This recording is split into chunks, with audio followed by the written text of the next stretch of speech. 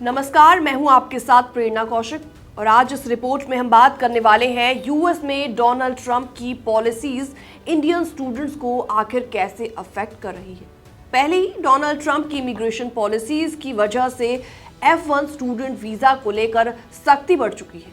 अब इसी बीच एक नया मामला सामने आया है। एक स्टूडेंट जिसने हाल ही में यूएस सिटीजन से शादी की थी, अब डर के माहौल में जी रही है कि कहीं उसे वापस यूएस में एंट्री ना मिल पाए। और ये स्टूडेंट स्टैम्प ओपीटी पर है और उनके पास अभी 6 महीने का वैलिड वर्क ऑथराइजेशन भी बचा हुआ है।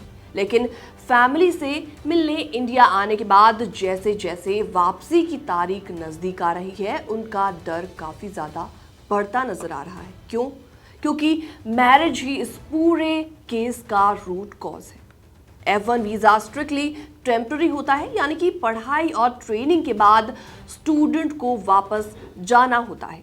लेकिन अगर किसी स्टूडेंट ने यूएस सिटीजन से शादी कर ली तो इमिग्रेशन ऑफिसर्स को ये लग सकता है कि उस स्टूडेंट का इंटेंशन परमानेंट सेटलमेंट का है और यही वीज़ा रूल्स और मैरिज स्टेटस में कन्फ्लिक्ट पैदा कर देता है।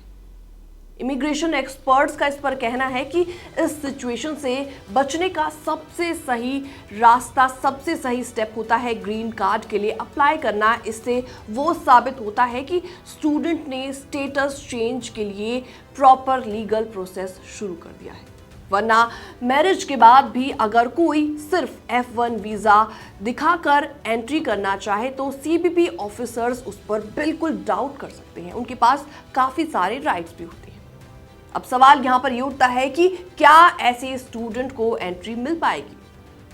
तो कानून इस पर क्या कहता है ये भी जान लीजिए। कानून कहता है कि अगर पेपर वर्क वैलिड है तो स्टूडेंट को वापस आने दिया जा सकता है, उसके पास राइट है। लेकिन ग्राउंड रियलिटी ये है कि यूएस बॉर्डर पर फाइनल डिसीजंस सीबीपी ऑफिसर्स के हाथ में होता है।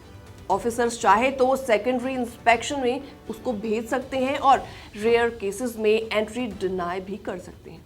यानी सारी मेहनत, वैलिड वीज़ा और डॉक्यूमेंट्स होने के बावजूद भी सिर्फ ऑफिसर्स पर ये सब कुछ डिपेंड करता है। एक्सपर्ट्स की सलाह ये है कि ऐसे स्टूडेंट्स को बिना लीगल एडवाइस लिए ट्रैवल बिल्कुल भी नहीं करना चाहिए।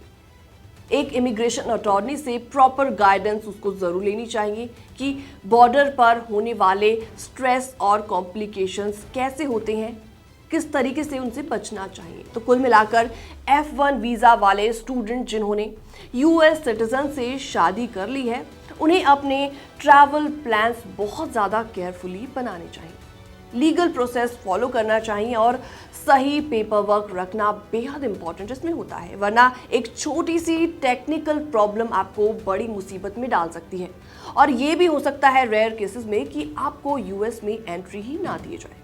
क्योंकि आपको बता दें, सीबीपी ऑफिसर्स के पास ये पावर होती है कि वो उसको सेकेंडरी इंस्पेक्शन के लिए भी भेज सकते हैं।